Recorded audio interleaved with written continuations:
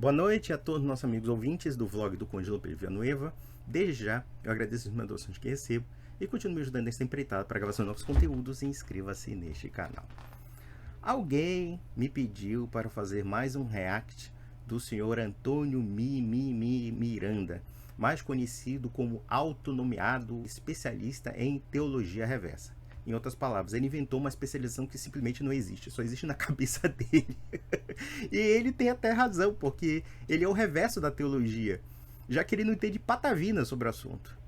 Eu já fiz outros reacts avaliando certas questões históricas que o Antônio Miranda coloca, e a conclusão que eu chego, do ponto de vista estritamente acadêmico, é que a explanação dele é absurdamente fraudulenta. Eu acho que não tem outra terminologia para falar a respeito do que ele fala do chamado Jesus Cristo histórico, de que Jesus Cristo é uma invenção romana, coisa parecida. Isso tem a seriedade de um mosquito da dengue.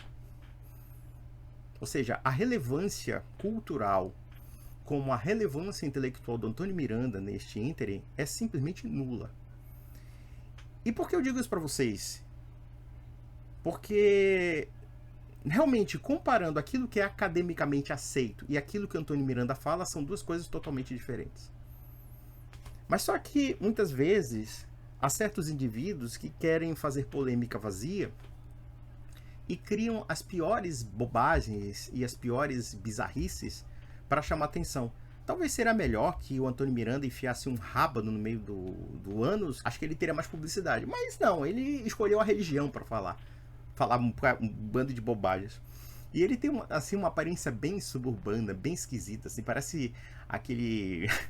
Eu não sei se vocês já viram um programa bem ruim chamado Teste de Fidelidade do João Kleber, aquele humorista decadente.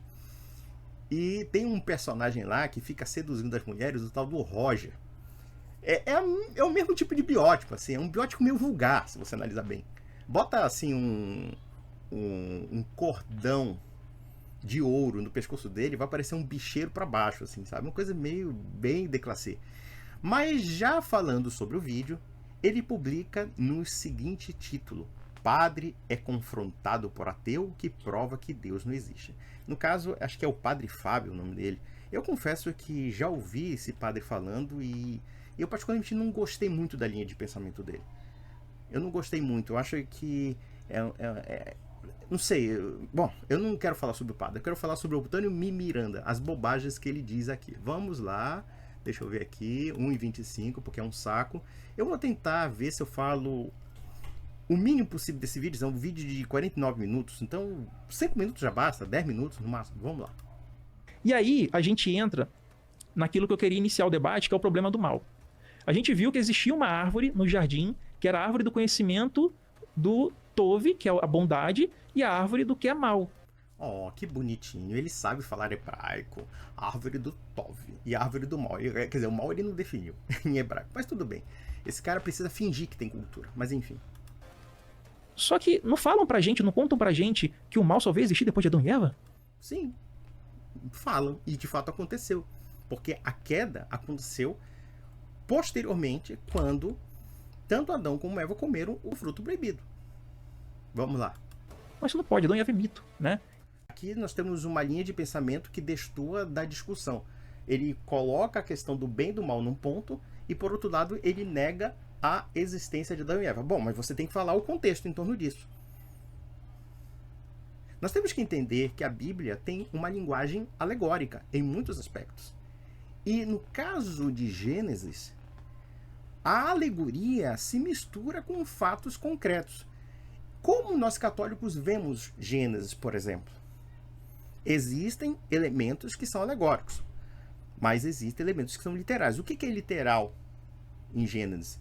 É o fato de que Deus é o princípio do mundo, é o princípio que ordena e que cria o mundo. Então você tem uma situação em que Deus estabelece a ordem nas coisas e depois cria o homem. E não somente o homem, como também a mulher. Nós temos o quê? Um primeiro homem e uma primeira mulher que dá origem a toda a humanidade. E isso me parece bastante lógico. É bastante provável, inclusive, que tenha existido realmente um homem e uma mulher para dar continuidade ao gênero humano. E o que é a árvore do conhecimento do bem e do mal?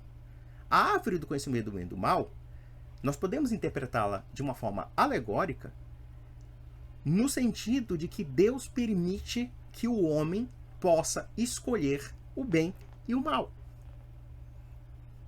Então, quando a serpente, e aqui eu acho muito interessante que quando eles falam da serpente, eles acham que a serpente é aquele bichinho que rasteja, que pica a bunda deles, eles não percebem que a serpente do Éden não é uma serpente no sentido natural da palavra, mas sim a própria figura do demônio, a própria figura de alguém que provoca a desobediência do homem perante Deus.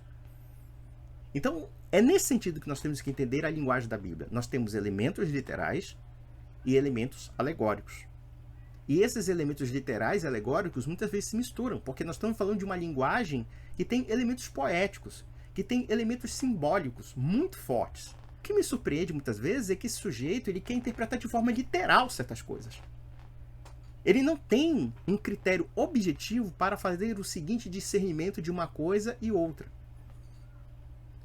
Aí vamos ver o besterol aqui. Vê, besterol! E na Bíblia, quem é que cria o mal para existir a árvore do mal? É o próprio Yahavá.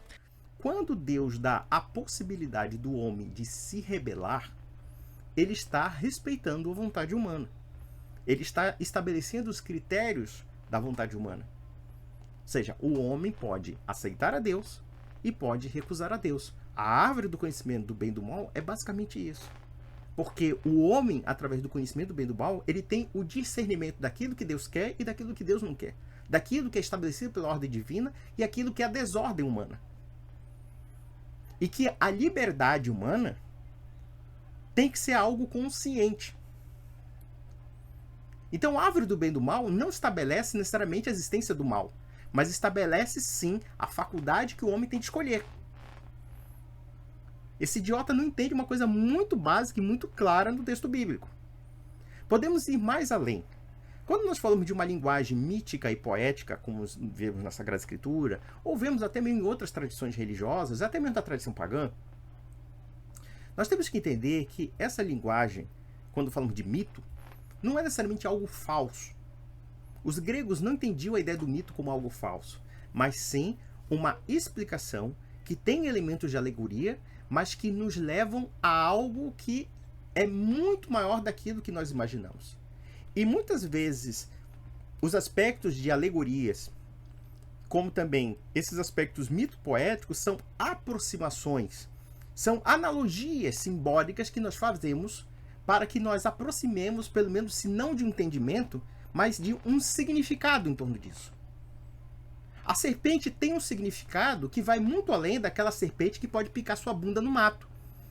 A árvore do bem e do mal pode ter um significado muito mais amplo do que propriamente uma árvore com fruto.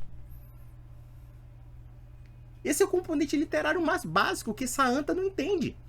E fica nessa coisa muito secundária. E mesmo assim, ele não completa uma linha de raciocínio, porque ele começa assim.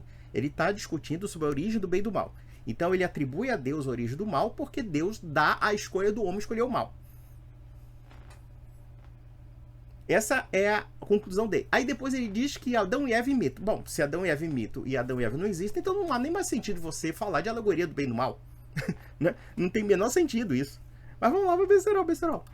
Então agora a gente vai entrar no problema filosófico. Eu quero mostrar pra vocês aqui o seguinte. Isso aqui é filosofia pesada, tá, galera? Ou seja, é porcaria, é lixo. Assim, eu peguei o almanaque da revista Super Interessante e eu quero dizer que assim, eu sou fodão aqui, tá? Eu vou falar a minha filosofia reversa, sabe? O reverso da bunda, sabe? Mas vamos lá. O triângulo de Deus. Para Deus existir, ele tem que ser perfeito. Porque se Deus não for perfeito, nós poderíamos ter qualidades que são superiores a de Deus. Por exemplo, eu poderia, fazendo caridade, né, ter uma bondade maior do que a de Deus. E isso é paradoxal, não faz sentido, né? A parte ser maior do que o todo. Então, filosoficamente falando, é impossível. Não, aqui nós temos uma coisa que é até contraditória e ele não percebe. Deus não tem que ser absolutamente nada. Porque Deus não está sujeito a nada. Nós podemos sim descobrir certos atributos de Deus. Podemos até, talvez, abrir, digamos, um aspecto de exceção, que quando falamos que Deus tem que ser algo necessariamente, tá? Nós podemos dizer que existem alguns atributos que podemos identificar em Deus, mas Deus não está sujeito a nada, não está sujeito a ninguém. E todo o bem, e tudo que é criado, e toda a ordem preexistente é reflexo da sua sabedoria e do seu logos. Então, quando ele estabelece certos conceitos como se Deus tivesse necessidade desses conceitos, aqui nós temos uma inversão. Porque, na verdade, não é que Deus tenha necessidade disso. É que, na verdade, nós identificamos porque fazem parte dos atributos daquilo que ontologicamente é Deus. Então, o raciocínio dele já é errado por si mesmo. Vamos lá, besteirão, pessoal. Deus, ele teria que ser omnibenevolente. Por quê? Se Deus não for omnibenevolente, não for toda excelência, não for toda bondade, logo ele sofre corrupção. Aqui é outro problema. Tá, o que você entende como onibenevolência de Deus? E qual é o critério que você define como benevolência para o próprio Deus? Se você está dizendo que Deus tem que ser necessariamente bom, me defina o que é a bondade. Qual é o critério objetivo que eu posso afirmar como princípio de bondade que Deus tenha que se sujeitar necessariamente? Porque se Deus tem que se sujeitar a uma bondade que você, Antônio Miranda, estabelece, então esse ser não é Deus. A bondade está no próprio Deus. Deus é a fonte da bondade. Porque ele é a fonte da razão, ele é a fonte de ser das coisas. Então, o seu critério já é viciado por si mesmo. Olha, Deus tem que ser necessariamente bom. Eu disse, não, pera lá. Se você está estabelecendo um critério necessário a Deus, então logo esse Deus está sujeito a algum fundamento ou princípio que você precisa identificar. Então me diga, qual é o fundamento que você estabelece como benevolência, como bondade, etc., a não ser do próprio Deus? Então Deus não tem como se sujeitar a nada. Na verdade é justamente o contrário. Os princípios são fundamentados a partir dele. A explicação é tão porca, é tão ilógica, que as pessoas realmente caem nesse engodo. Vamos lá, observar. É um Deus ao qual um ser humano pode ter uma qualidade de excelência maior do que a dele. Então, tá, o que define a qualidade de excelência maior ou de excelência menor? Qual é o critério objetivo para definir essas qualidades de excelência? Qual é o motivo referencial? Vamos lá. Deus criou o mundo. Deus fundamentou a justiça, fundamentou o bem, o belo, a verdade, fundamentou o que é certo e assim sucessivamente. Quem é o homem para estabelecer esses conceitos por si mesmos? Essa que é a grande questão. Nós podemos só estabelecer o bem a partir de um princípio. Se Deus é o princípio, o fundamento de todas as coisas, então todas as coisas convergem para ele e convergem para o quê? Como reflexo da sua inteligência e da sua sabedoria. Então não pode ser o contrário. Até aqui é só enrolação. Deus teria isso, Deus teria aquilo. Deus não tem que ter nada. Deus é e acabou. E a ordem é conforme aquilo que ele quer, aquilo que reflete a sua inteligência e a sua sabedoria. Acabou. Dane-se o que você pensa. Vamos lá. Então Deus teria que ser todo bem. 100% bom. Tá, 100% bom em relação ao quê? Quem é que define o bem? Porque ele está partindo da pressuposição de que Deus está sujeito a alguma coisa. Aqui nós temos uma premissa viciada, né? Uma premissa oculta viciada. Já é uma petição de princípio, né? Propriamente dito. Ele não poderia ter brecha para a maldade. Como ele é onipresente, não haveria local para o mal. Tá, me diga uma coisa. O que você define como mal? O que você define como mal? Você não define nada. Você fica enrolando, jogando a palavra bem e mal sem definir nada. O mal, do ponto de vista filosófico, do ponto de vista como sábios, como Santo Agostinho entendiam e assim sucessivamente, o mal é a privação de algum tipo de bem. Mas como identificamos o bem? Identificamos o bem a partir daquilo que fundamenta o próprio bem. Então, quando você cria uma dissociação entre o bem e o próprio Deus, resta saber qual é o princípio pelo qual você fundamenta o bem. Você não define isso. O bem é aquilo que o Antônio Miranda, que é uma besta quadrada, diz que é bem. Aqui nós estamos no plano da pura subjetividade. Porque esse bem não pode ser um objeto de opinião. Ou ele é bem de uma forma objetiva ou não é. E se não é de uma forma objetiva, então, basicamente, a gente vai reduzir o que nós chamamos de bem a um sentimento, ou então a um capricho psicológico, assim sucessivamente. Vamos lá. Não haveria nada disso. Então Deus teria que ser obrigatoriamente omnibenevolente. Até aqui eu não entendi nada. Sinceramente, é uma concepção que é completamente absurda. Mas vamos lá. E existe o critério de ser necessário. Porque na filosofia dos próprios católicos, que eles bebem muito da fonte aristotélica dos filósofos gregos... Oh, nossa, ele deve ter lido realmente a metafísica de Aristóteles. Dá pra ver na cara dele. Mas enfim. Existe a noção de contingência. E algo que é contingente, ele pode falhar em existir, ele pode não ter existido, ele pode não ter sido o caso. E Deus, para ser Deus, ele não pode nunca não ter existido, ele tem que ser necessário para a estrutura de toda a existência. Então, o triângulo de Deus se baseia nisso. Para Deus existir, ele tem que cumprir esses 3 critérios.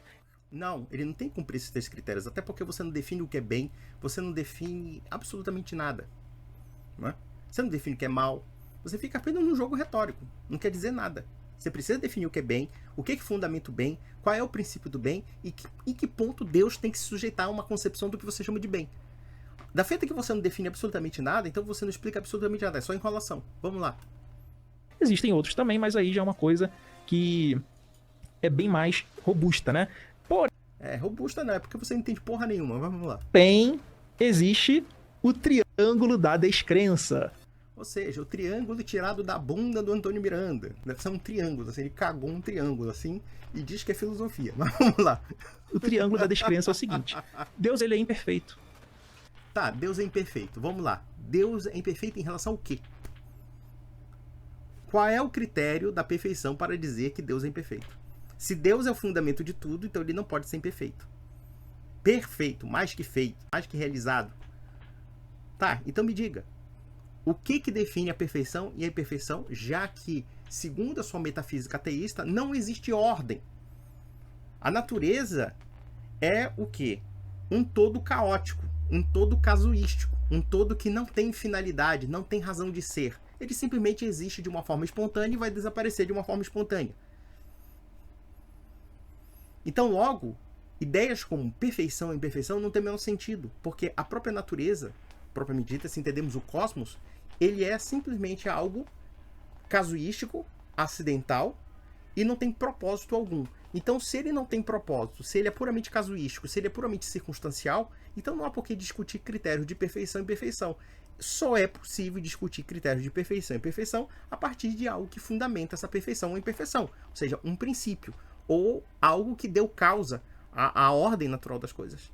E isso se reconhecermos que existe uma ordem também. Então, esse triângulo foi assim cagado, me desculpa a expressão chula, muitos católicos dizem, não fale palavrões. Para, porra, para. Vocês não falam palavrão, não. Né? Vocês são tudo sentindo, tudo boca limpa. Para. Eu acho que um palavrãozinho de vez em quando é um mal necessário. Esse cara aqui cagou uma filosofia em triângulo. Mas vamos lá. Deus é imperfeito. Tá, Deus é perfeito em relação ao quê?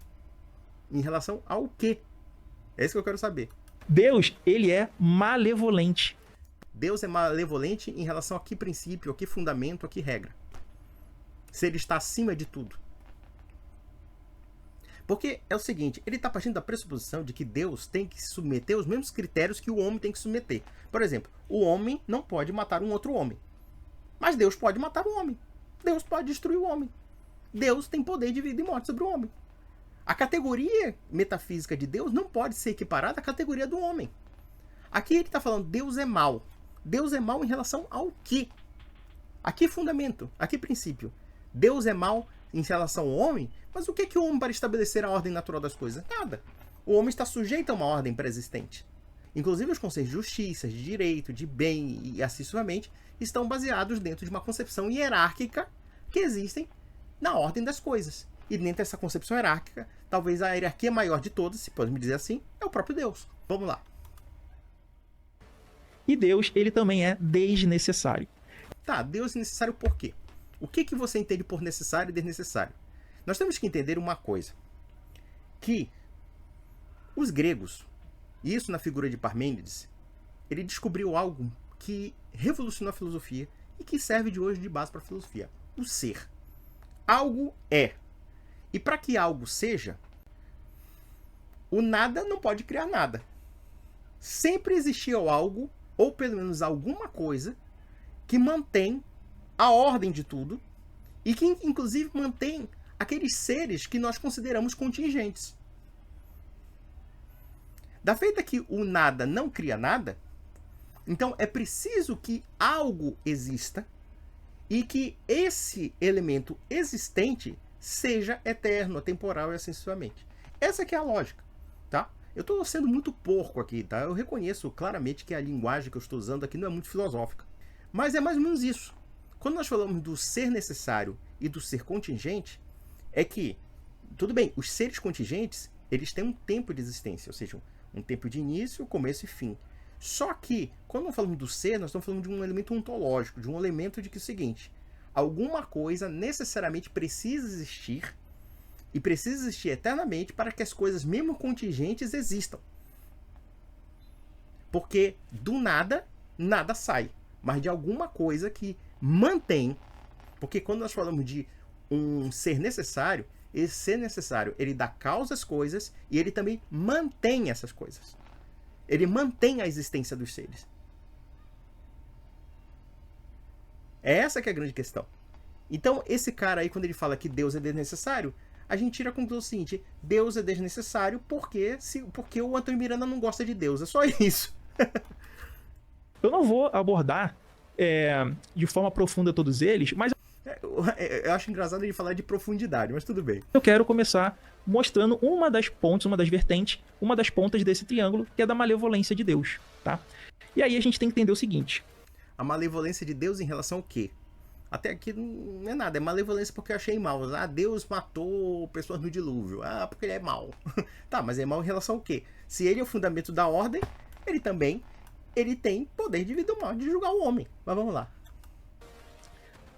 Existem vários argumentos que podem refutar o triângulo de Deus e reforçar o triângulo da descrença, que eu chamo de hexágono do ateísmo. Olha. Engraçado que ele colocou hexágono sem o H, mas tudo bem, ele não é alfabetizado, mas vamos lá. Que nome bonito, galera. Tirou do cu, como foi o triângulo. Cagou o triângulo, agora cagou um hexágono, né? Mas tudo bem. Hexágono do ateísmo, que vai reunir um conjunto de argumentos filosóficos que provam cabalmente que Deus não existe. Ai, meu Deus do céu. Esse cara acha que fala de filosofia. Ele me deixa assim perplexo. Porque ele é aquele imbecil pretensioso. Porque o Brasil é cheio desse tipo. De imbecil falastrão pretensioso que acha que tá arrasando na plateia, mas no final é aquilo que os medievais falariam de flatus vocis, ou seja, voz de peido. Mas vamos lá. Entre eles nós temos o famoso argumento do mal, que vem desde os filósofos gregos, antigo até hoje, nunca foi refutado. Nós temos o argumento contra-ontológico, ou seja, o argumento contra o ser de Deus. O próprio ser de Deus ele é contraditório, ele não se sustenta. Aqui ele não falou nada, ele simplesmente está afirmando uma coisa que ele não pode provar, mas tudo bem. Temos o argumento dos anti-atributos divinos, né? O argumento do ocultamento divino. Sabe o que ele parece? Ele tem um linguajar de, tipo assim, de pastor evangélico querendo te enganar, sabe? Uma coisa assim. Eu não sei. Se vocês pegarem esses ateus modinhas de internet, aquele Fábio Savino, meu Deus do céu, que homenzinho de busteiro. É o pastor fracassado que virou um ateu anticristão. E eu acho interessante que ele bate no cristianismo como se o cristianismo fosse o protestantismo pereba que ele segue. Não é o catolicismo. Não é, por exemplo, a grande tradição filosófica do mundo cristão. Não, pelo contrário. É sempre assim umas coisas muito acidentais, muito fortuitas. E muita bobagem e uma linguagem porca de zona de baixo meretrício. Mas vamos lá. O argumento contratemporal e o argumento da carência divina. Todos eles, eu posso me aprofundar hoje aqui, caso vocês queiram, mas eles vão se basear nas leis da lógica. Eu acho interessante que essas cartilhas, eu me lembro muito bem que ele debateu com o Paulo Cogos, mostrando uma cartilha de como o mundo surgiu. Sabe aquela coisa assim, olha, eu tenho uma cartilha tabajara da criação do mundo, tá? Nós não precisamos de Deus, nós descobrimos através aqui dessa cartilha. E interessante é que alguns cientistas de verdade, coisa que ele não é, porque ele não é nada. A pergunta que não quer calar e que vocês têm que fazer, vocês ateus mesmo, que vocês são um bando de idiotas. Eu tenho que falar pra vocês, vocês são uns idiotas. Vocês são um bando de idiotas. Eu pergunto pra vocês uma coisa, olha a cara desse sujeito aí. Você acha que ele tem cara de alguém doutoral, universitário? Não, ele é um busteiro, malandrão de esquina, sabe?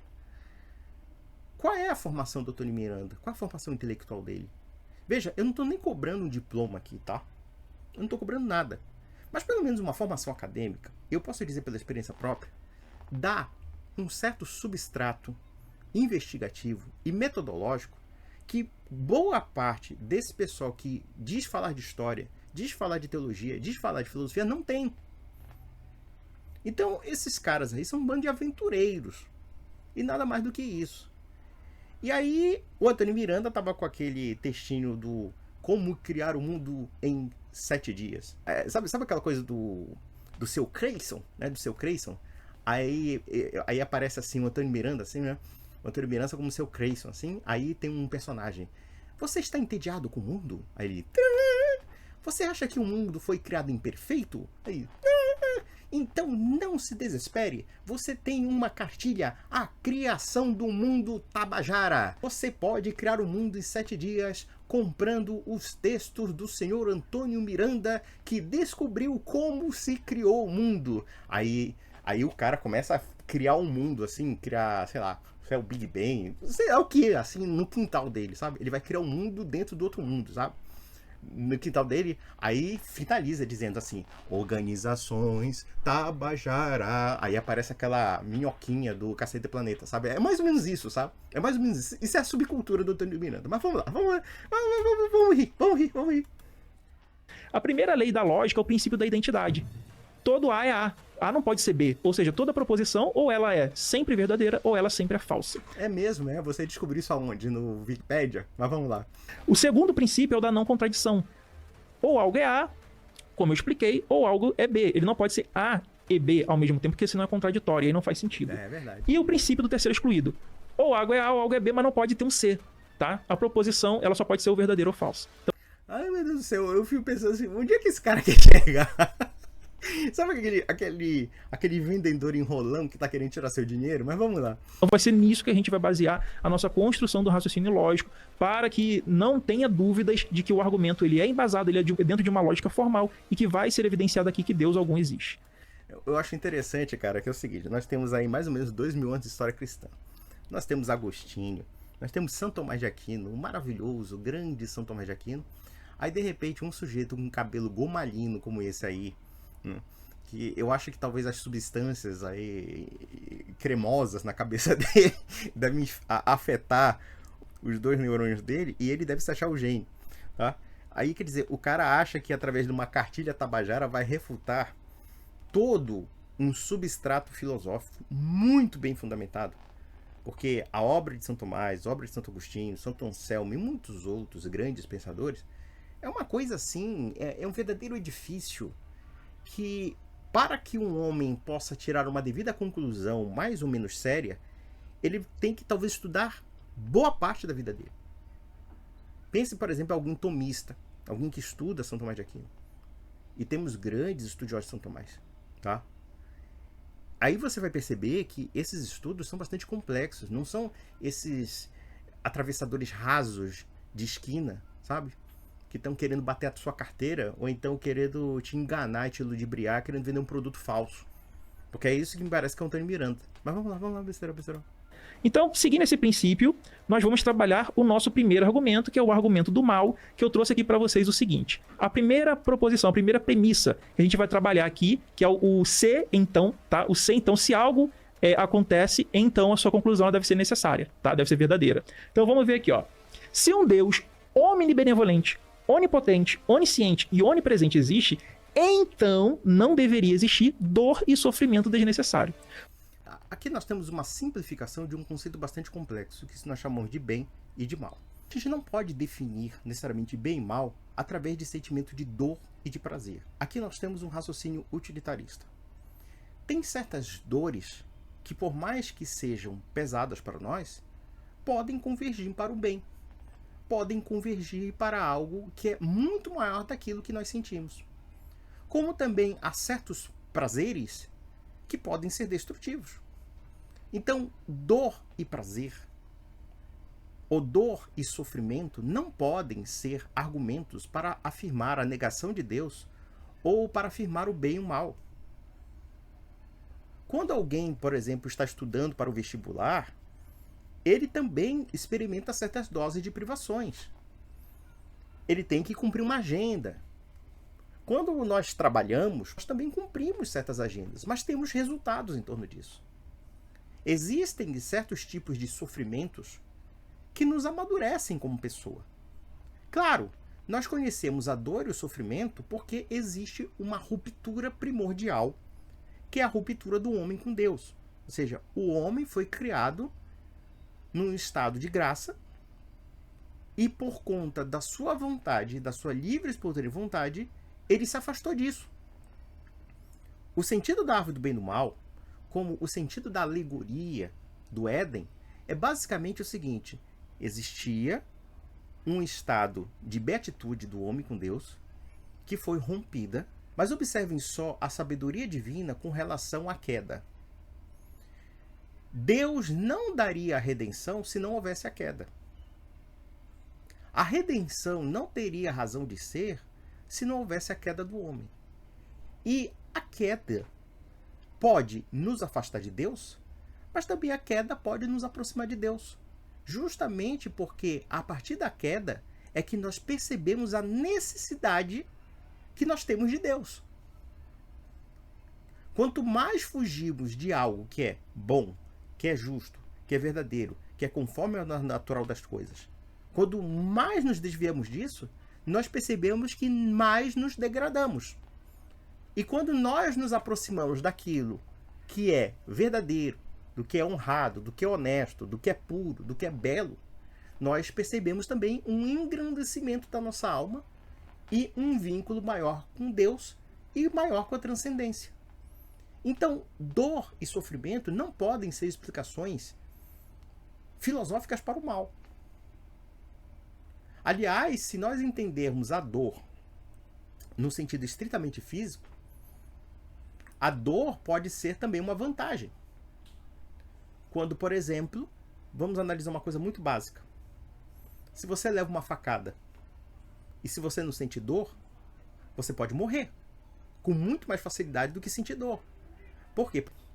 Porque a dor está avisando de algum intruso no seu corpo, um objeto intruso, que é uma faca, para que você realmente note que algo errado está acontecendo com você. Isso porque nós estamos falando daqui de vários tipos de dores. É claro que o homem conheceu a dor, conheceu a morte, conheceu a carestia por conta desse afastamento. Essa é a explicação cristã básica. Então, isso não nega a existência de Deus. Pelo contrário, afirma a existência de Deus. Porque se nós achamos que existem dores desnecessárias, então resta explicar por que elas seriam desnecessárias. Elas são desnecessárias em relação ao que, senhor Antônio Miranda? Porque dentro da sua desordem cósmica, que é esse seu ateísmo, toda dor é desnecessária. Não tem razão de ser. Todo prazer é desnecessário, porque também não tem razão de ser. Só seria necessário o prazer a partir do próprio prazer, como a dor a partir da própria dor. Não tem fundamento, não tem finalidade, não tem razão de ser das coisas. Então, a sua pergunta já é viciada desde o princípio. Porque você não estabelece nenhum parâmetro metafísico que eu possa afirmar como princípio para julgar o próprio Deus. É simplesmente se apegar a certos casuísmos e a partir desses casuísmos você constrói uma ideia completamente estapafúrdia, que não se sustenta. Vamos lá.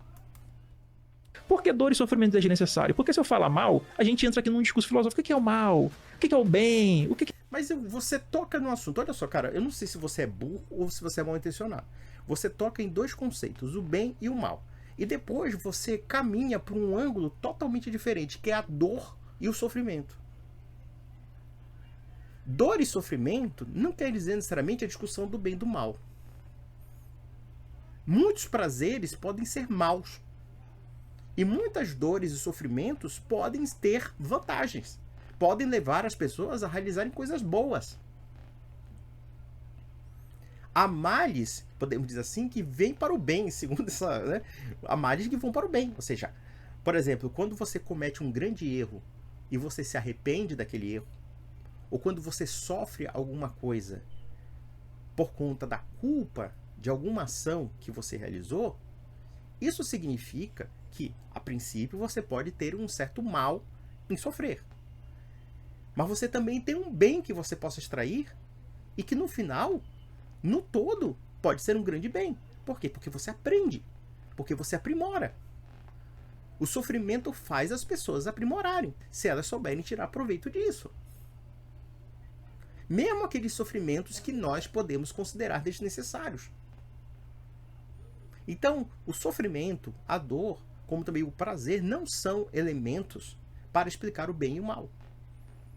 Ou você explica o bem e o mal de uma forma metafísica ou não explica. Da feita que você já caiu num outro ângulo, que é sofrimento e dor, então você já fugiu do assunto. Você não sabe nem do que você está falando.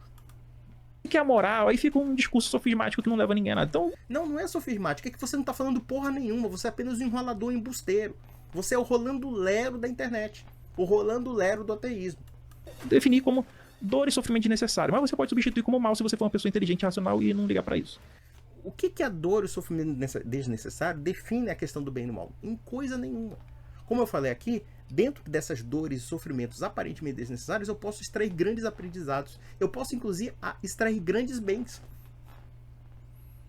A queda do homem perante Deus. A queda do homem perante Deus implica um mal. Mas a partir de um mal, eu posso extrair um bem. Que é o bem do quê? O bem da redenção. Jesus Cristo morreu pelos meus pecados porque eu pequei. Porém, a partir desse pecado, que é um mal, eu posso extrair um bem maior que possa suplantar esse mal. E a partir de certos sofrimentos que eu passo, eu posso ter uma grande aprendizagem de experiência dentro das minhas limitações como um homem pecador para buscar algo maior. Então, o sofrimento e a dor que você considere necessário ou desnecessário, isso não explica a natureza do bem e do mal. Não explica. Claro que sofrer é uma coisa ruim a princípio, ou pelo menos parece ser a princípio. Mas nós não podemos limitar somente a questão do sofrimento a um mero sentimentalismo. Não, ela tem aspectos metafísicos que estão inseridos num todo maior, num esquema maior, num conceito de ordem maior. E é isso que você não explica. Fica com essas cartilhazinhas vagabundas que não explicam porra nenhuma. E tem esse triângulo que mais fácil você enfiar na sua bunda, que não quer dizer nada. E aí nós temos o seguinte, ó. Existe no mundo, existe no universo, dor e sofrimento desnecessário. Se existe dor e sofrimento desnecessário, nós temos aí a nossa conclusão, que é o seguinte. Portanto, um Deus omnibenevolente, onipotente, onisciente, onipresente não existe. Eu não entendi essa proposição. Eu sinceramente não entendi. Isso é uma coisa tão imbecil quanto eu dizer o seguinte, olha, eu tenho uma dor de dente, então Deus não existe. Eu quebrei minha perna, então Deus não existe. É sério mesmo que vocês levam a sério esse idiota? Vem aqui, ateu. Vem aqui. Vocês chegam aqui falando de razão, falando de lógica. E vocês acham que esse imbecil mesmo falou alguma coisa, uma refutação, deu uma refutação metafísica à existência de Deus? Eu pergunto uma coisa para vocês. Se a dor e o sofrimento existem, e ele diz que são desnecessários, resta saber o seguinte, o que ele entende por razão de necessidade? Qual é o fundamento que expressa a necessidade das coisas? O que é o necessário aí? Eu só posso acreditar em algo necessário ou desnecessário a partir de um conceito ou a partir de um fundamento que explica a ordem das coisas. É necessário por quê? Porque tem uma razão de ser. É desnecessário porque talvez não tenha uma razão de ser. Mas essa razão de ser e de não ser tem que haver um fundamento ou um princípio que explique a necessidade de ter certas coisas e a desnecessidade de outras. Da feita que ele simplesmente não explica isso e fica nessa enrolação de que eu tive, assim, levei um chute da namorada, Deus não existe. Né? Eu quebrei meu dente, Deus não existe. Eu bati meu carro, Deus não existe. Pode ser outra coisa, sei lá, fui deportado para um campo de concentração em Auschwitz, Deus não existe. Isso não é argumento. Isso não é argumento, porque esse argumento não refuta o pensamento cristão. O pensamento cristão teria uma explicação muito básica. Eu tenho dor e sofrimento desnecessários, entre aspas, justamente porque eu tive, através do pecado original, uma ruptura primordial, ou seja, a espécie humana teve uma ruptura primordial com Deus por conta de um ancestral único chamado Adão e Eva, né? 2 ancestrais meus, e eu herdo uma condição decaída, uma condição propensa ao mal, ao sofrimento e assim sucessivamente. Porém, eu posso ser resgatado do sofrimento, eu posso ser resgatado da malevolência, eu posso ser resgatado de tudo isso através do quê? Da reconciliação com o que ordena as coisas, o que é o ser das coisas, o que dá finalidade e razão de ser das coisas, que é o próprio Deus. Agora, na metafísica, por assim dizer, será que podemos dizer que existe uma metafísica do Antônio Miranda? Se Deus não existe redenção. Se Deus não existe, uma criança que morreu, que sofreu horrores, sofreu porque tinha que sofrer, ou porque simplesmente é uma questão puramente ocasional. Não existe resgate, não existe redenção, não existe nada. Entre essa metafísica que fala de sofrimento, de dor, de prazer, mas não tem hierarquia alguma, não tem fundamento algum, tudo é acidental e ocasional, então não há que razão de você falar isso se você é ateu. Vamos lá. É impossível, porque isso aqui quebra o princípio da lógica. Além Onde é que está o princípio da lógica quebrada? Quer dizer que é o seguinte, quebrei um dente, Deus não existe. É essa a lógica dele. Lógica tirada do triângulo da bunda dele. Mas vamos lá. disso, nós temos a tríade sombria. A tríade sombria você pode perguntar para qualquer psicólogo. Eu acho interessante essas cartilhas dele, que ele acha que é filosofia isso aí. Ele acha que é filosofia. E detalhe, a filosofia do triângulo. Resta saber qual foi o formato do triângulo que saiu da bunda dele. Se foi um triângulo de ponta ou se foi assim, o triângulo, a parte aberta do triângulo. Eu acho que a parte aberta é melhor porque arromba tudo. Aí sai muita caganeira. Ela vai definir o caráter, né, a persona dos maiores serial killers, dos maiores assassinos, dos maiores vilões da história da humanidade. Ah, claro. É o seguinte, Deus que tem poder de vida e morte sobre o homem, Deus que pode destruir o homem, ele tem que se sujeitar aos mesmos princípios que o homem se sujeita. Essa é a lógica dele. Isso... Ele diz que é lógico, né? Ele diz que é lógico, mas tudo bem, vamos ver o triângulo da bunda aí. E Deus, ele pontua em nota máxima em toda a tríade sombria. Com certeza. Deus é um Ted Bundy, Deus é Hitler, é Stalin. Vamos lá.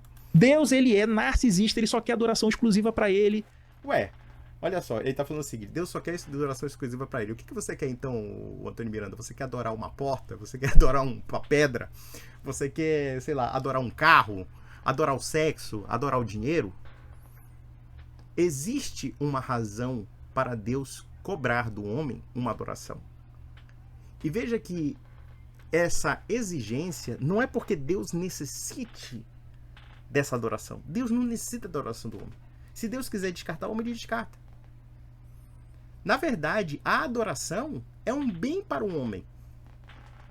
Deus exige a adoração pelo bem do homem. Por quê? Porque quando adoramos a Deus, nós adoramos o fundamento, o princípio e a razão de ser de todas as coisas. Ainda que a linguagem bíblica do Antigo Testamento nos pareça muito austera, muito dura, muito forte, às vezes chega a ser até violenta. Eu posso pegar um caso que quando eu era mais jovem, até mesmo tinha lives de ateísmo, mas não ateísmo de Antônio Miranda, por favor, eu era mais sofisticado que essa bosta aí.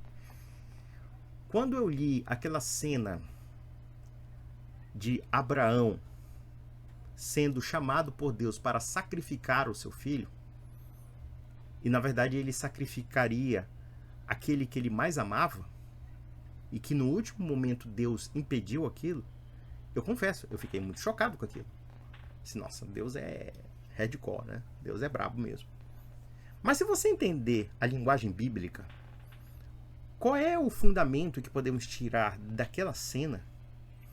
Aquele fundamento é de uma sabedoria tal, que depois que você começa a tirar as amarras das aparências e entender as alegorias que você pode extrair daí, é que a mensagem bíblica é muito simples. Deus está acima de todas as coisas.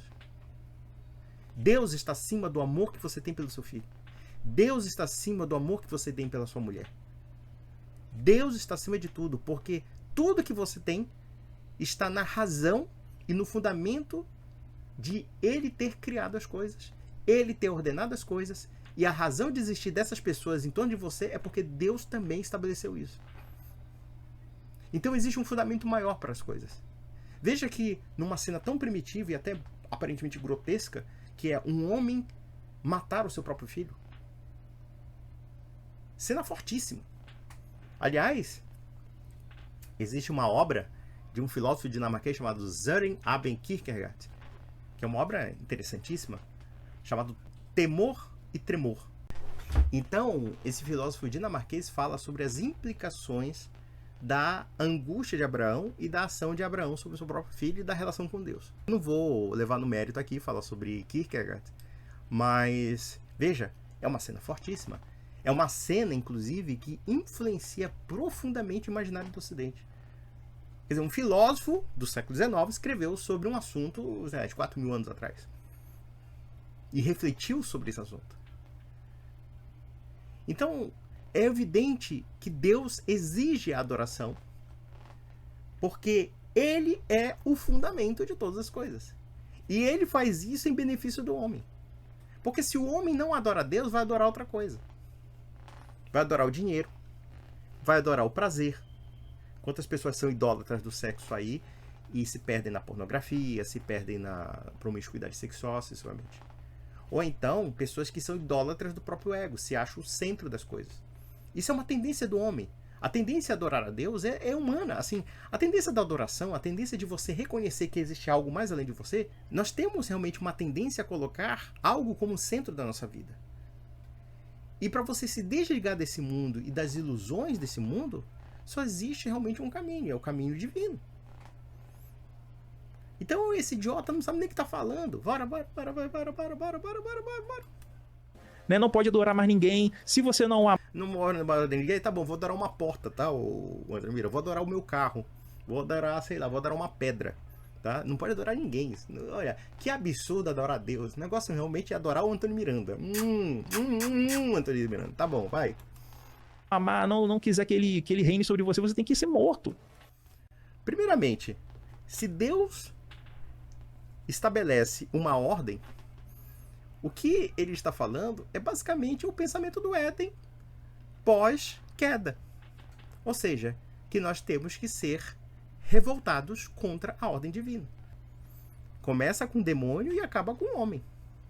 O que é se revoltar contra a ordem divina? Não é somente se revoltar contra um ser chamado Deus. Não é somente isso. Revoltar-se contra a ordem divina é também se revoltar contra a ordem que existe também no mundo. Grande parte das revoltas humanas e das revoluções sociais, das mais bizarras e absurdas, que tem como objeto a revolta contra Deus, é também a revolta contra o mundo. Mas não contra o mundo no sentido cristão. Por exemplo, claro, o cristão não tem revolta contra o mundo, mas ele tem uma certa reticência com relação às coisas do mundo, porque, claro, são passíveis de corrupção, acessivamente. Mas quando falamos de mundo aqui, nós falamos da ordem natural das coisas. O homem, quando ele se revolta contra Deus, ele tem uma idolatria particular, ele se volta a si mesmo. Ele começa a se achar Deus. Mas o pior de tudo é que quando certos homens começam a se achar Deus, eles querem reivindicar para si aquilo que somente é de Deus. Pegue-se, por exemplo, um Hitler, um Stalin, um tirano qualquer. Ele quer ter atributos divinos sobre outros homens. Com a diferença que esses atributos divinos não são fundamentados na justiça, mas sim na impiedade total e no poder de destruir o homem. Mas ao mesmo tempo também tem o aspecto de destruir a ordem divina, ou pelo menos ele acha que vai destruir. Mas na verdade ele não destrói a ordem divina, ele destrói o homem, mas não a ordem divina. A ordem divina se mantém. A própria capacidade dele de destruir tudo implica uma desobediência à ordem que mantém o homem. E essa ordem não foi criada pelo homem. O homem está sujeito. Quando nós temos sociedades injustas, quando nós temos homens injustos, esses homens injustos em algum ponto estão transgredindo a ordem divina. Então o que esse cara está falando é uma bobagem tão descomunal, porque ele acha que desobediência a Deus é essa revolta infantil que ele tem contra Deus. A desobediência a Deus é algo muito mais profundo que isso. Mas vamos lá.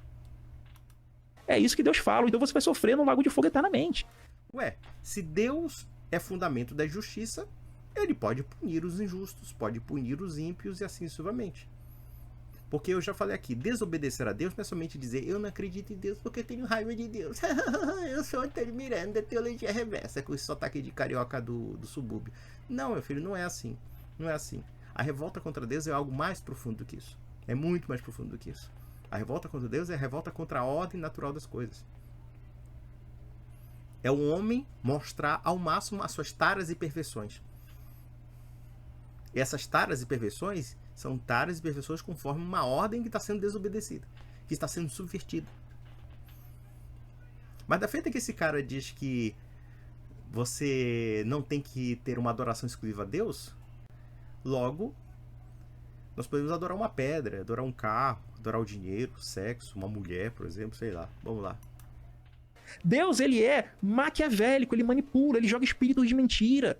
Ele faz com que as pessoas sejam influenciadas por ele a tomarem a decisão a qual ele quer.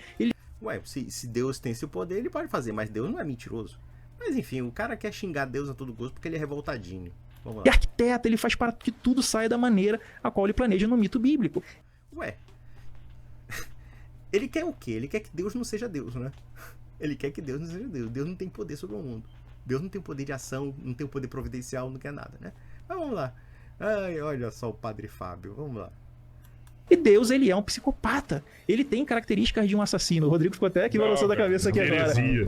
A característica de assassino? Como assim característica de assassino? Deus tem poder de vida e morte sobre o homem. É muito simples. Não tem nada de psicopatia nisso. Deus pode destruir o homem. Deus, por exemplo, puniu a humanidade com o dilúvio. E detalhe, poupou certas pessoas. E poupou por quê? Porque aquelas pessoas eram justas, enquanto o resto não era. Alguém podia dizer, mas mulher e criança morreu. Quer dizer, aqui é pura especulação. Mas seja o que for, aquelas pessoas que, de fato, Deus afogou, ele sabia e teria uma razão de ser para afogar aquelas pessoas. Porque o mundo estava tão mal, que não tinha jeito ali. Quer dizer, poderia ter, mas Deus escolheu daquela forma porque ele achava que era assim e acabou. Era a justiça dele. Ele puniu aquelas pessoas porque aquelas pessoas talvez não merecessem consideração. É muito simples. Vamos lá.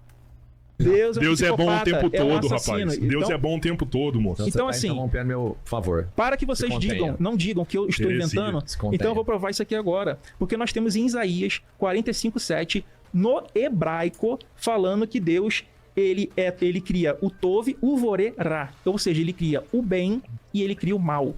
Essa coisa de manipular o hebraico é uma baita de uma palhaçada. Primeiro porque a Bíblia, claro que a Bíblia tem a sua escrita em hebraico, mas também tem a sua escrita em grego, apesar no caso a Septuaginta. Então esse cara aí, embusteiro, vigarista da pior espécie, ele pega uma frase de Isaías e eu já li sobre o assunto. Essa frase de Isaías não está dizendo necessariamente que quando Deus estabelece o bem e o mal aí, ele não está dizendo no plano metafísico. Porque o sentido original do mal aí é um sentido de um desastre em particular. Então é o seguinte, Deus pode matar uma pessoa, então aquilo pode parecer mal para nós. Mas veja que isso não é a linguagem que Deus se sujeita. Porque quando nós falamos de estabelecer o mal, no sentido metafísico, o mal é uma privação ou uma negação daquilo que Deus quer ou daquilo que Deus estabelece como ordem dentro do seu logos. Tá? Podemos dizer o seguinte, a morte só existe com relação à vida. Se a vida não existisse, não existiria a morte. Eu poderia dizer que talvez o mal só existe porque existe um bem. Um bem que se quer privar e que se quer negar. Se Deus é, entre aspas, autor do mal, segundo essa lógica, ele só seria autor do mal pelo bem que ele representa, mas não pelo mal que ele cria, porque ele não criou o mal. Deus é essencialmente o bem. E o mal é tudo aquilo que priva ou que nega o fundamento desse bem. Então, observe que no capítulo de Isaías, ele não está falando do mal no sentido metafísico da palavra. Porque ele seria contra si mesmo. Ele está falando do mal no sentido de um desastre, no sentido de uma particularidade que ele pode fazer contra o homem. Isso qualquer pessoa com uma exegese muito bem fundamentada explica isso. Não é o mal genérico, que Deus criou o mal. Porque isso seria contraditório. Deus tem poder de vida e morte sobre o homem. Porque ele é a plenitude da justiça, do bem, etc. Como Deus também cria o inferno. E cria o inferno por quê? Porque é uma questão de justiça. Existem pessoas que, mesmo com toda a misericórdia divina, não vão aceitar a Deus. E, portanto, vão se revoltar contra aquilo que Deus representa no mundo. Porque o que Deus é, não é somente uma pessoa, um tirano cósmico. Não, esqueça essa bobagem. Toda a ordem só pode ser explicada pelo âmbito divino. A não ser que você acredite numa ordem pessoal e caia numa metafísica panteísta e você possa dizer que a natureza, o cosmos, seja Deus. Mas aí, de certa forma, você está adorando alguma coisa. Você está atribuindo a algo um poder divino. Vamos lá, besterol.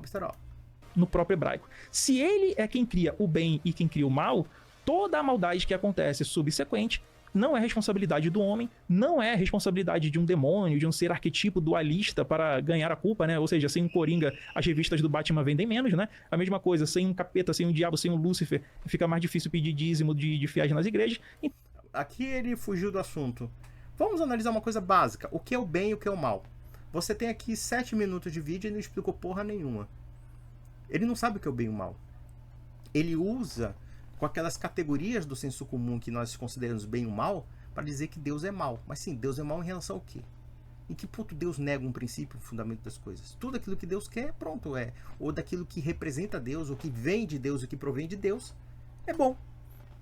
Porque o fundamento daquilo que existe provém da ordem divina. E que o mal é aquilo que nega a ordem divina. Deus permite o mal? Sim, permite o mal. O que é permitir o mal? É permitir negá-lo. Ele permite. Ele não quer que você faça isso, mas ele permite. Ele permite por uma razão de liberdade, porque ele te dá a liberdade para negá-lo. Mas ele não pode ser necessariamente criador do mal. Então ele fica nessa enrolação porque ele não define o que é mal. O que é o mal? E que ponto Deus faz o mal segundo Isaías? É evidente que aqui nós temos uma alegoria ou um argumento puramente simbólico. Não é mal no sentido metafísico. Eu faço bem e faço mal. Mas ele não está falando mal no sentido metafísico. Ele está falando mal no sentido de que ele tem o poder de destruir, ele tem o poder de punir. É nesse sentido. Porque a gente tem que entender a Bíblia dentro de um contexto mais amplo. E não somente de um contexto mais amplo, mas no contexto da tradição cristã e da tradição judaica. Mas vamos lá. Então Deus, ele é o criador do mal na Bíblia, e isso não sou eu que estou dizendo, é o próprio manuscrito do Mar Morto do Rolo do Grande Isaías. Ou seja, ele tirou do cu essa interpretação de Isaías. Quer dizer, ele está dizendo o seguinte: ele pegou um trecho desencontrado de Isaías, como se o trecho de Isaías definisse todo o contexto da Bíblia, no conjunto, aí ele tirou a conclusão de que Deus é criador do mal. Mas ele não define mal, não define bem, ele confunde bem e mal com sofrimento. É um cara completamente capcioso, né? Vamos lá. E aí, galera, nós vamos ter grandes complicações, como por exemplo em Deuteronômio 32:9, que vai dizer assim, ó: vede agora que eu sou, eu Yahavá, tá? Yahavá, ele é metido a falar hebraico, né? É palhaçada isso aí. E mais ninguém, e mais nenhum Deus há além de mim. Eu mato e eu faço viver. Eu firo e eu saro. E ninguém há que escape da minha mão. Ué, isso aí, na verdade, é a alegoria do poder divino. Sabe o que eu acho interessante? Ele quer que Deus não seja Deus. Deus pode matar uma pessoa? Pode, claro que pode. Ele tem poder sobre tudo. Eu firo, eu mato, eu puno e acabou. E daí? E que puta novidade, otário? Seu retardado, seu idiota. Agora você descobriu que Deus tem poder de vida e morte sobre o homem, é? Ah, meu Deus do céu. E ele acha que está refutando a Bíblia. Isso que é mais interessante. Vamos lá. Então Deus, ele está decretando aqui que é ele quem fere e ele quem mata. E não há nenhum outro que faça isso.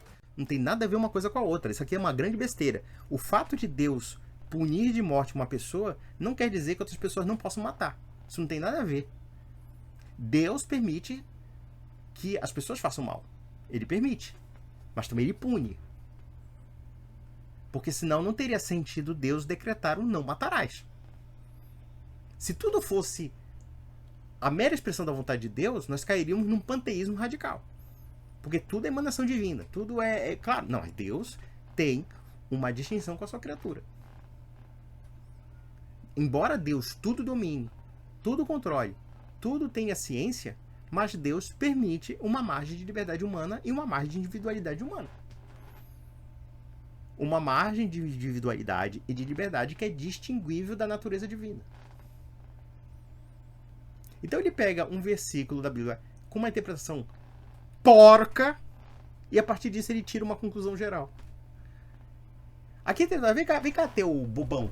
Isso é lógica que você chama? Isso é lógica? Você tá de sacanagem comigo, né? Você tá de putaria comigo. Me desculpa, eu perco a paciência com uma coisa dessa. Vamos lá. Se o diabo tivesse a capacidade, como muitos querem colocar, de matar e de ferir, ele seria um Deus também. E não é isso. Ai, meu Deus do céu. Não acredito nisso. Eu não acredito nisso. Ele não sabe a diferença qualitativa entre Deus, que tem poder de vida e morte sobre o homem, que cria todo o universo e que tem, evidentemente, uma primazia sobre o homem, e um homem matar um outro homem. Porque quando o homem mata um homem, ele está sujeito a uma ordem, sujeito ao quê? A uma situação de fato que não é permitida para ele, mas é permitida para Deus. Essa lógica é a lógica mais vagabunda e mais porca que eu já vi na minha vida. Só falta dizer como tem que ser Deus, então portanto ele tem que matar. É uma coisa completamente absurda. Se Deus estabelece a ordem das coisas, e dentro dessa ordem das coisas existe uma questão de preservação do homem, é por isso que Deus estabelece não matarás. Porque o homem tem que respeitar e amar um outro homem. Quando falamos de amor aqui, claro, não é você gostar somente. Mas claro, se você puder, você dentro da caridade cristã, você ama, inclusive até os seus inimigos. Porque você quer o bem deles a despeito de todas as coisas que eles fazem para você.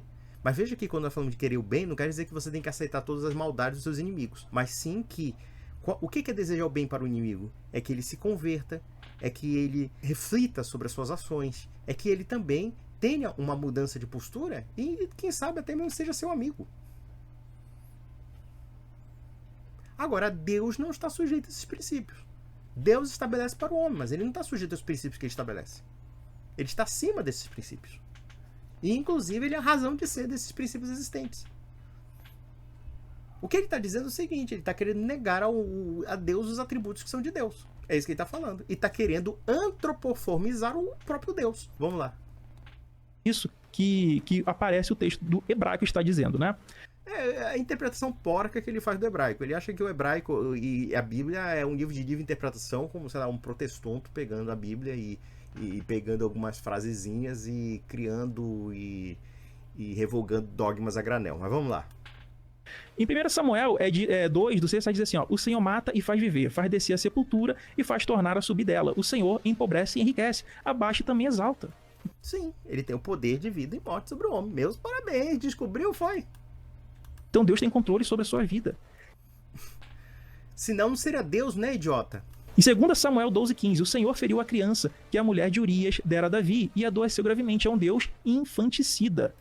Veja que ele pega uma questão geral, que é o conceito do bem e do mal, e ele pega uma metralhadora giratória de versículos bíblicos para tirar conclusões completamente desconexas.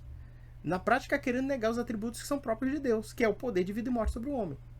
E com relação a essa questão do rei Davi, quando o rei Davi comete o pecado com Betsaba e Deus fere de morte o menino, é óbvio que aqui, quando nós falamos de ferir de morte, nós temos que entender duas coisas.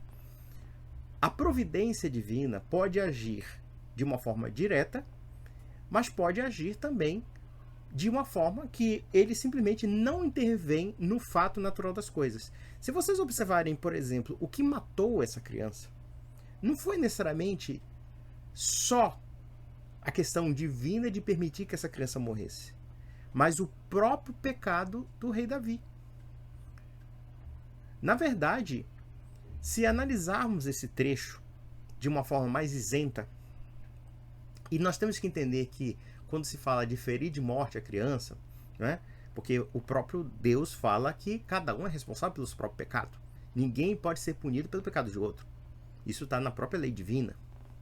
Mas nós temos uma cena em que existe um filho gerado por adultério e, inclusive, uma ação criminosa do rei Davi, em que ele conspira para matar o marido de Betsaba e desejar, inclusive, de uma forma adúltera uma mulher, cometendo um grande crime.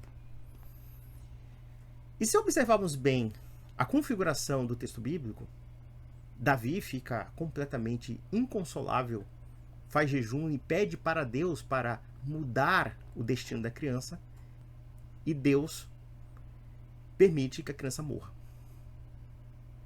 Na verdade, o que matou aquela criança, muito mais do que propriamente o decreto divino, foi o pecado de Davi. Foi o pecado dele.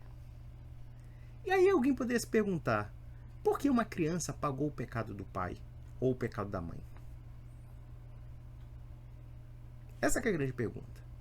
Se vocês observarem bem, essa criança, por incrível que pareça, morrendo, caiu na bem-aventurança, porque o próprio rei Davi diz, lamentando, olha, quer dizer, eu nunca mais verei essa criança, mas eu esperarei, quer dizer, ele estava dizendo o seguinte, que ele só verá aquela criança quando ele morrer.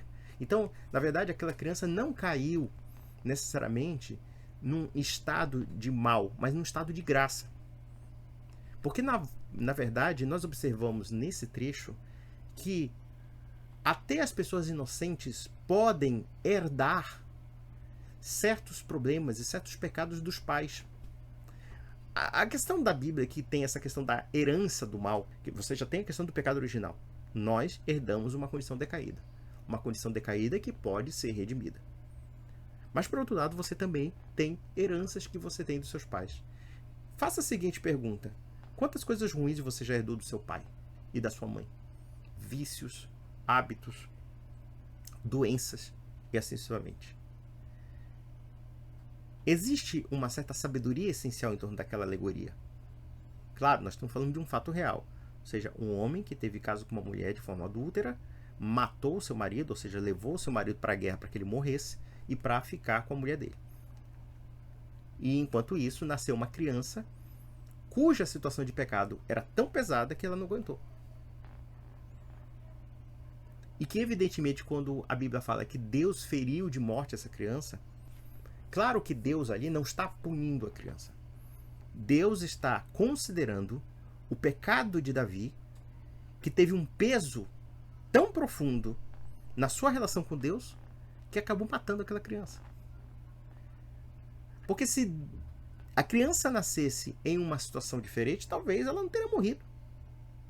É o mesmo, por exemplo, que ele gosta muito de usar isso, e muitos outros, quando Deus interfere na vontade do faraó. Deus endureceu o coração do faraó. Vocês acham que se Deus não endurecesse o coração do faraó, o faraó mudaria de ideia? Deus, na verdade, fortaleceu ou permitiu fortalecer essas potencialidades do faraó de negar a liberdade dos hebreus. Quando nós falamos que Deus endureceu o coração do faraó ou Deus feriu de morte a criança, nós temos que entender que esses atributos, muitas vezes, não precisam ser necessariamente diretos. Na verdade, a essência desses trechos é dizer que Deus está no controle de tudo. Mas veja que quando Deus está no controle de tudo, não quer dizer que ele interfira na vontade humana diretamente. Mas sim que ele tem um controle sobre a situação pelo qual a vontade humana age. Porque existem inúmeros versículos da Bíblia que mostram claramente isso. Que a interferência de Deus é uma providência. E essa providência necessariamente respeita a vontade humana. É por isso que o homem pecou. Mas também o homem pode se redimir. Todos podem se redimir. Mas pode se redimir, claro, porque Deus interfere providencialmente para salvar o homem. Deus dá essa abertura e chama o homem. Se o homem não quiser ser chamado, aí é problema dele. Se ele não quiser escutar a Deus, é problema dele. Existe, evidentemente, a ação divina, os atributos da graça divina, existe a revelação da fé e existe também a ação humana que não é necessariamente suprimida. Ela pode ser tocada e pode não ser tocada. Aqui nós temos, claro, a discussão sobre os atributos do livre-arbítrio e da graça divina. Que até hoje, pelo menos na Igreja Católica, existe uma grande discussão sobre esse assunto, mas isso não anula o livre-arbítrio. Não anula o livre-arbítrio. Pelo contrário, o homem tem, e ele pode pedir a graça de Deus para isso, para que ele fortaleça isso. Né? Porque sem a graça de Deus ele não tem absolutamente nada. Vamos lá. Em Amós 4, 10, 12, eu enviei entre vós a peste, a maneira do Egito. Os vossos moços matei a espada. Quem está matando aqui é o próprio Deus. E fiz transportar os vossos cavalos, e fiz subir o mau cheiro das vossas tendas até as vossas narinas. Contudo, não vos convertestes a mim, diz o Senhor. Fiz-vos ver a subversão de Sodoma e Gomorra, que fostes como tição arrebatado do incêndio. Ou seja, é o atributo da justiça divina. Por que Deus está punindo aquele povo? Ou permitindo que esse povo sofra? Porque, por exemplo, quando nós observamos que o povo de Israel sofre certas invasões, o cativeiro da Babilônia, excessivamente, é algo que Deus não age diretamente, podemos dizer assim, mas que permite agir, sabendo de algo providencial que ele quer. Então, por exemplo, essas pessoas sofrem por alguma razão de ser, por alguma razão de justiça divina. Claro que nem todo o mal que acontece ao homem é atributo divino ou atributo providencial. Podem ser males, mas que Deus age dentro desses males. Eu quero ser mais assim, claro. Não estou dizendo que Deus seja a causa do mal, mas sim que quando o mal existe, Deus tem uma resposta para isso. Observe, por exemplo, o caso de Jó. Jó era um homem temente a Deus. Era um homem que tinha tudo. E um homem que tinha profunda devoção. E Deus permite que ele perca tudo. Deus permite isso. Testa o próprio Jó. E Jó é perseverante com Deus.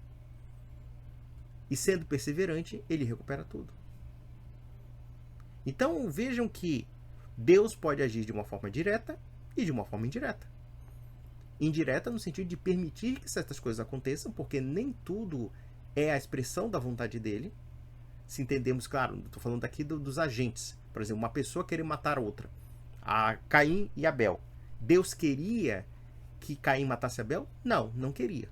Mas Deus permite isso para agir providencialmente conforme uma injustiça. E a partir daquela injustiça também atribuir uma lição. Uma ação e uma lição. Então existem inúmeras questões que são bastante complexas de serem explicadas e que não podem ser interpretadas de uma forma tão porca como ele interpreta. Vamos lá. Contudo, não vos converteis a mim, diz o Senhor. Portanto, assim te farei, ó Israel, o próprio povo dele. Isso aqui é um Deus genocida. Porque isto te farei. Prepara-te, ó Israel, para te encontraste com o teu Deus. Jeremias 18:11.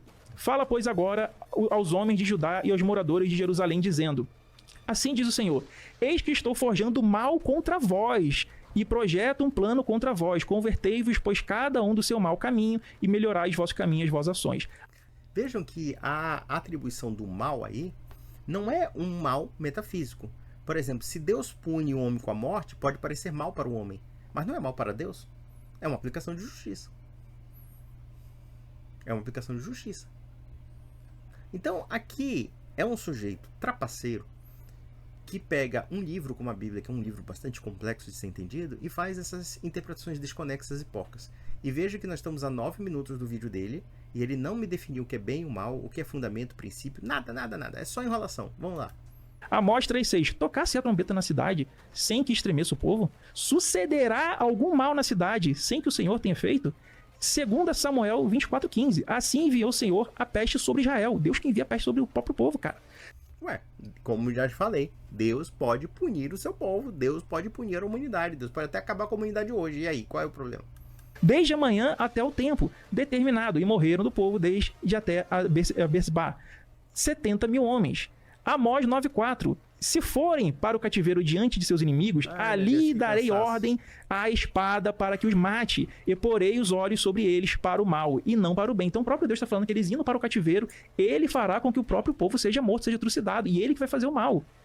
Então existem vários textos na Bíblia que endossam que Deus é um genocida. Alguém entendeu isso? Esse cara usa um conceito que é muito próprio das práticas humanas, e ele quer atribuir a Deus o que é o humano. Ou seja, ele reduz a Deus como se Deus não estivesse acima de tudo. Aí fica difícil, né? Fica difícil. É tanta bobagem. Nossa, como é que alguém leva a ser um homem tão estúpido como esse? Tão estúpido, tão presunçoso, tão ignorante, tão tolo. Tolo! Avaliando o conhecimento histórico dele, o conhecimento histórico dele é uma merda. O conhecimento filosófico dele é uma bosta. O conhecimento bíblico é uma papagaiada desconexa, fazendo certos juízos temerários e tolos sem qualquer base teológica. Você acha mesmo, Antônio Miranda, que isso nunca foi discutido durante 2.000 anos de história? Você é o fodão gostosão com essa cara lambida, de cabelo lambido, gomalino. Essa cara de, sei lá, de suburbano de esquina, malandrão de esquina. Você acha que realmente está explicando alguma coisa pra gente? Tá que pariu. Que Deus ele manda matar mulheres e crianças e recém-nascidos, e até animais inocentes. 1 Samuel 15, do 1 ao 3. 1 Samuel 15, do 1 ao 3, Deus decreta que seja feito por vingança, sem dó e sem piedade, a execução de crianças e bebês recém-nascidos. Se isso é um Deus do amor, imagine um Deus de ódio e de destruição, cara. Imagina o Deus do mal. Só pra... Porque senão eu mesmo já não consigo voltar ao início de onde... O Antônio tá fazendo um monólogo aqui, né? Não, vamos... Você vê uma salada de ideias desconexas, porque ele começa falando da árvore do bem e do mal e da questão do bem e do mal. Mas se você pegar aqui 11 minutos de vídeo, ele não explica absolutamente nada. Ele não explica o que é bem, o que é mal, onde esse conceito se aplica a Deus e assim sucessivamente. Então fica um disparate de metralhadora giratória de ideias. Ele mescla certos elementos factuais da Bíblia com princípios gerais, fundamentos gerais que ele não define. Então, meus amigos, é o seguinte, deixa eu ver o que vão falar aqui. 25 minutos. Bom, agora aqui... Quando o Antônio usa esse termo, né, de Deus genocida, né, nós precisamos entender, e eu sei que ele entende bem isso, que os textos sagrados, eles são compostos a partir das experiências tribais do povo que os escreveram. Bom, eu não vou discutir aqui a questão do padre, porque não é a minha intenção, mas é o seguinte, é que a gente chega à conclusão de que, primeiro, o Antônio Miranda não sabe o que é linguagem poética, ele não sabe esse discernimento entre o que é o poético e o que é literal do ponto de vista histórico da Bíblia, e o aspecto teológico, enfim, ele não sabe disso. Segundo ponto, ele não define o que é bem e o mal, ele simplesmente joga com as palavras bem e mal sem explicar coisa alguma, ele enrola sobre isso. Terceiro, ele pega pontos factuais da Bíblia e a partir desses pontos factuais ele começa a concluir: Deus é mau porque matou mulher, criança, não sei o que, não sei o que. E eu já falei o seguinte: Deus pode fazer qualquer coisa, porque ele está acima de tudo. É muito simples. Veja, eu não vou discutir os critérios relacionados a essas guerras do Antigo Testamento, porque elas têm aspectos bastante complexos que fugiriam daqui do assunto em questão. Existem elementos históricos muito particulares do povo hebreu e daqueles povos do Antigo Testamento, como também existem certos conceitos ali que você pode atribuir que tem elementos gerais. Então ele não sabe fazer esse discernimento. Ah, Deus é genocida. Deus pode ser o destruicida, ele pode ser qualquer coisa. Por quê? Porque ele não está sujeito à ordem que o homem se sujeita. Então ele não pode ser equiparado ao homem. E quando Deus pune certos povos no Antigo Testamento, no caso até o próprio judeu, ele pune dentro de um fundamento da justiça. Ele pune diretamente e indiretamente. Ou então ele permite que certas coisas aconteçam. Porque, de alguma forma, as coisas acontecem também mediante a sua permissão. Nós temos que entender que existe uma ação direta, Deus atuando providencialmente, e Deus permitindo que certas coisas aconteçam. E as coisas acontecem porque ele permite. E ele permite porque ele tem um propósito nessa permissão. Então é isso, meus amigos. Sinceramente, como é que alguém leva a sério esse paspalho? Como alguém leva esse paspalho? Então, eu encerro por aqui e um grande abraço.